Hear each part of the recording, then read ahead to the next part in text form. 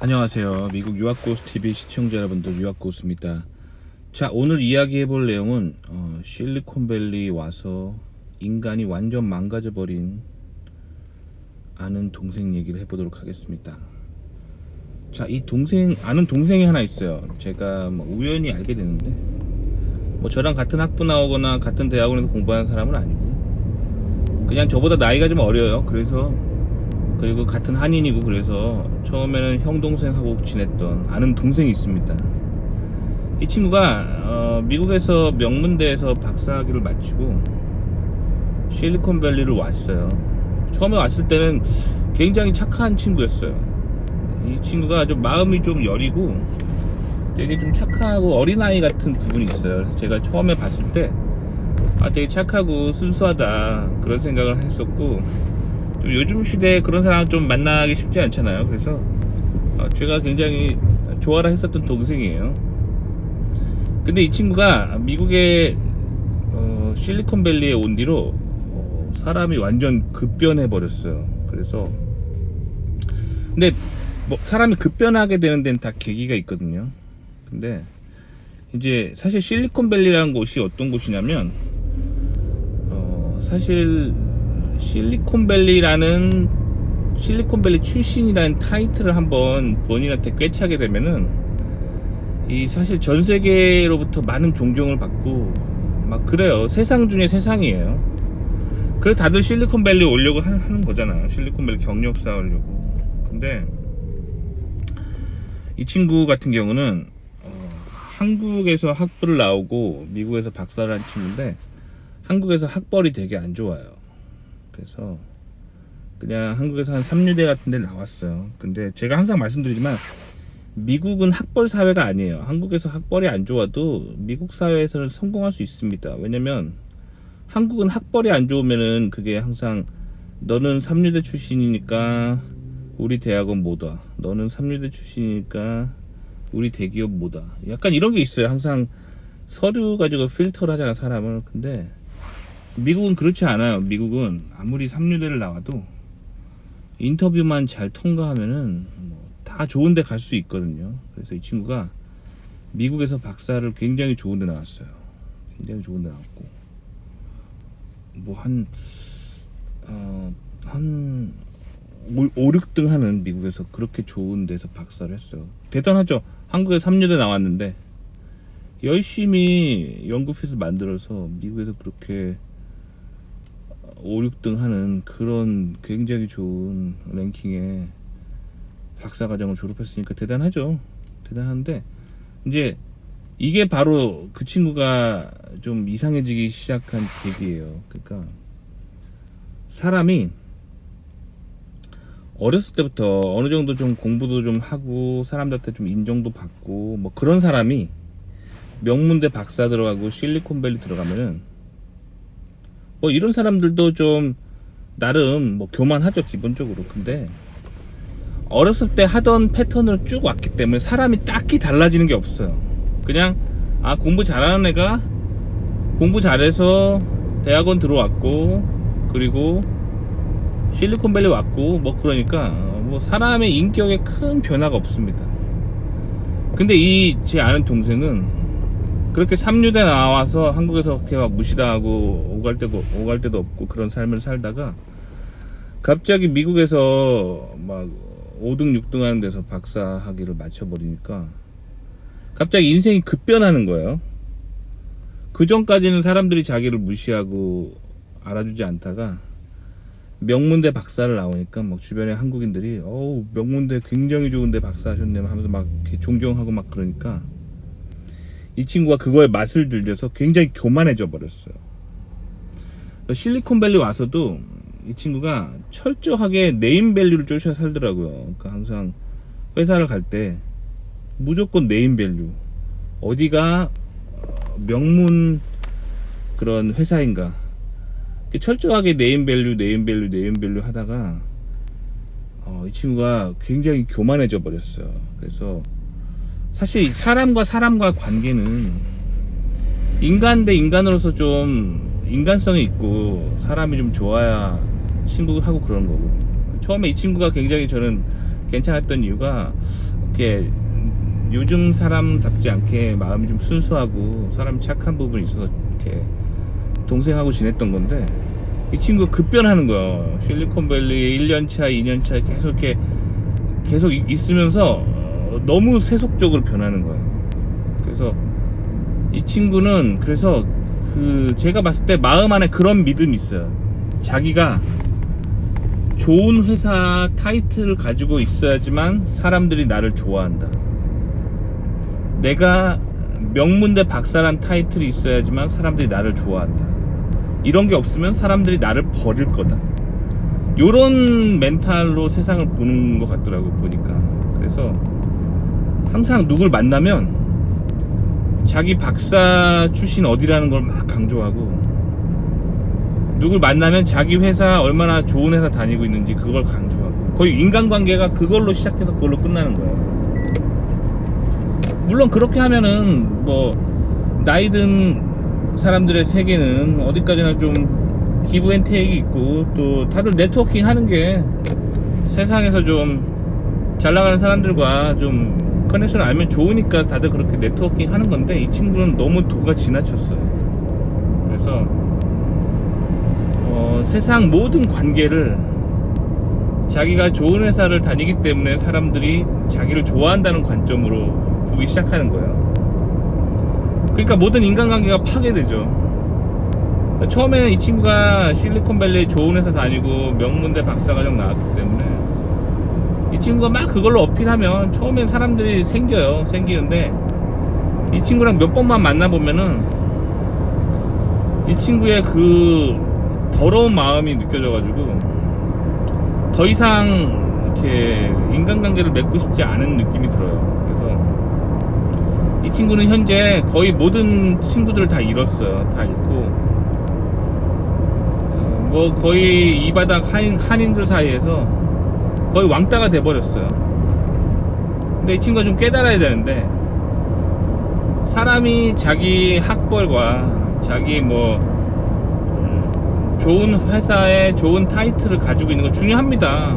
인간 그런 것도 보지만 가장 중요한 건 인간이 되는 거예요. 근데 이 친구는 실리콘밸리 와서 인간성을 완전히 잃어버린 친구가 있어서, 저는 굉장히 이 친구 보면서 진짜 저렇게 되면 절대 안 되겠다, 뭐 그런 생각을 합니다. 그래서 나중에는 이 친구가 지금 마음이 얼마나 지금 심각하게 마음이 망가져 버렸냐면, 세상의 모든 걸 다 돈으로 보는 그런 사람으로 변해버렸어요. 그렇게 순진하고 순수하고 착했던 사람인데, 여기 실리콘밸리 생활 몇 년 하고 모든 걸 다 돈으로 보는 그런 걸로 변해버렸어요. 마음이 완전 망가진 거죠. 마음이 진짜 완전 망가져 버렸는데, 마음이 왜 망가졌을까 생각해보면 마음의 중심이 없기 때문이에요. 저 같은 경우는 성경을 자주 읽거든요. 그래서 성경을 읽다 보면은 장점이 뭐냐면, 내가 세상에서 너무 욕심이 많아지고 있구나, 내가 너무 교만해지고 있구나, 내가 너무 타락한 쪽으로 가고 있구나, 요거를 알게 돼요. 왜냐면 성경은 우리 마음에 가는 방향을 나침판처럼 딱 알려주고, 어디가 올바른 길인지를 알려주는 지침서거든요. 근데 그 친구는 마음의 기준이 없은 채 실리콘밸리가 그 사람의 기준인 거예요. 실리콘밸리에 자기보다 잘 나가는 사람들, 자기보다 연봉 높은 사람들이 자기 마음의 기준인 거예요. 그러니까 이런 상황에서는 마음이 정말 타락하고 망가져 버리는 거예요. 그래서 저는 최근에, 그래서 제가 아끼던 동생이었는데 요새는 제가 이 동생이랑 연락을 끊었어요. 연락을 끊게 된 계기가 있는데, 어떤 계기였냐면, 제가 제 와이프랑 조금 부부싸움을 한 적이 있었거든요. 뭐 부부싸움은 누구나 합니다. 약간의 부부싸움을 하는데, 그거에 대해서 이제 이 친구랑 저도 좀 어떻게 좀 조언을 구할까 해서 이 친구랑 커피 한잔 하면서 그 얘기를 했어요. 내가 지금 부부 관계가 좀 요즘 부부싸움 했는데 어떻게 될지 모르겠다, 막 그런 얘기 했는데, 딱 듣더니 이 친구가 그럴 땐 간단하게 해결할 수 있대요. 그래서 제가 뭔데? 그랬더니 와이프 신용카드를 다 뺏어버리래요. 그리고 돈을 한 푼도 못 쓰게 해서 그 돈으로 압박한 다음에 굴복시켜버리라는 거예요. 저는 그 얘기 듣고 되게 충격이었어요. 아, 이 사람 정신세계가 이렇게 망가졌구나. 아, 진짜 망가졌구나. 그래서 어쨌든 그런 식으로 이 사람이 이 정신세계가 완전 망가진 걸 보고 저도 이 사람이랑 더 이상 이렇게 만남을 가질 수가 없었어요. 모든 인생에 뭐 이 사람이랑 대화나 뭐 그런 걸 하면 거의 다 이런 쪽으로 생각하는 거예요. 돈이 세상의 중심이고 모든 가치 판단의 기준이고 자기가 실리콘밸리 최고 회사를 다니는 게 자기의 힘이고 뭐 거의 이 관점으로 세상을 보니까 인간미가 없어지는 것 같아요. 그래서 결국에는 이 친구랑 자연스럽게 저도 연락을 안 하게 됐어요. 그리고 어떻게 아내와의 관계 속에서 저런 식으로 다룰까, 그런 조언을 하고 할 수 있을까 정말 의문이었는데, 근데 이 친구도 결혼을 했거든요.